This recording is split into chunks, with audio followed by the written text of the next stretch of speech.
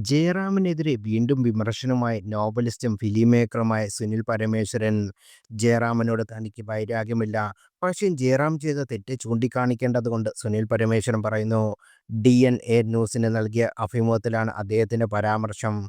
സ്വാമിക്ക് ജയറാമിനോട് ഭയങ്കര പകയാണെന്നോ എന്ന് കഴിഞ്ഞ ദിവസം ഒരാൾ എന്നോട് ചോദിച്ചു.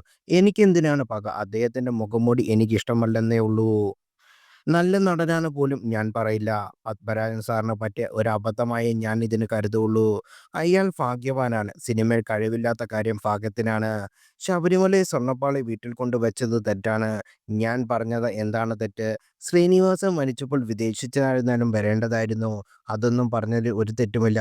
ജയറാമിന്റെ ആരാധകർക്ക് വിഷമാകും എന്നാണ് പറയുന്നത്. ആരാധകർ വിഷമിക്കണം. ഇതുപോലുള്ള കാര്യങ്ങൾ ചെയ്താൽ തിരുത്തി കൊടുക്കണം. തിരുത്തലുകളാണ് വേണ്ടത്. നിങ്ങളൊന്ന് ആലോചിച്ച് നോക്കൂ. ശബരിമല അയ്യപ്പന്റെ കട്ടൽപ്പാളി എടുത്തുകൊണ്ട് പോയി പൂജ വെച്ചു. എന്നിട്ട് പറഞ്ഞ വലിയ തമാശ എനിക്ക് മനസ്സിലാകാത്തത്.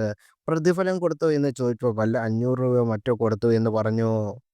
മഹാപരാധം ചെയ്തെന്ന് മാത്രമല്ല, മഹാബ്രാഹ്മണ കുലത്തിൽ ജനിച്ചതാണെന്ന് കൊട്ടിയാഘോഷിക്കുന്ന മനുഷ്യൻ കട്ടൻ പാളിയെടുത്ത് വീട്ടിൽ വെക്കുകയും തമിഴ്നാട്ടിൽ ഒരുമാതിരി എല്ലാവരെയും വിളിപ്പിച്ച് ലക്ഷക്കണക്കിന് രൂപ ഉദയകൃഷ്ണനെ പോലെ ഒരാൾക്ക് ഉണ്ടാക്കി കൊടുത്തു.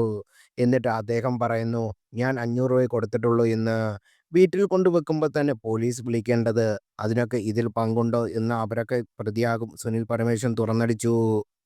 ജയറാമിന്റെ മുഖംമൂടിയെക്കുറിച്ച് ഞാൻ വളരെ മുമ്പും പറഞ്ഞിട്ടുണ്ട്. മുഖംമൂടി മാത്രമായി ജീവിക്കുന്ന മനുഷ്യനാണ് അദ്ദേഹമെന്ന് നമ്മൾ വിശ്വസിക്കേണ്ടി വരും. പാർത്ഥിപൻ എന്ന നടൻ ശ്രീനിവാസന്റെ ഒരു സിനിമയിലേ അഭിനയിച്ചിട്ടുള്ളൂ. അദ്ദേഹം നോക്കാൻ കാണാനും വന്നു. മുഖംമൂടി ദൈവം പൊളിച്ചെടുക്കും. ജയറാം വന്നില്ല. ജയറാമിൽ നിന്ന് അത് പ്രതീക്ഷിക്കണ്ട. എത്രയോ ശ്രീനിവാസൻ സിനിമകളിൽ നല്ല വേഷം ചെയ്ത് ആരോടും കലഹിക്കാത്ത ശ്രീനിവാസൻ എന്ന നടനെ അവസാനമായി കാണാൻ പറ്റാത്ത ജയറാം നിങ്ങളൊക്കെ സിനിമയിൽ പുറത്തും അഭിനയിക്കുന്നവരെന്ന കൂട്ടത്തിലാണോ?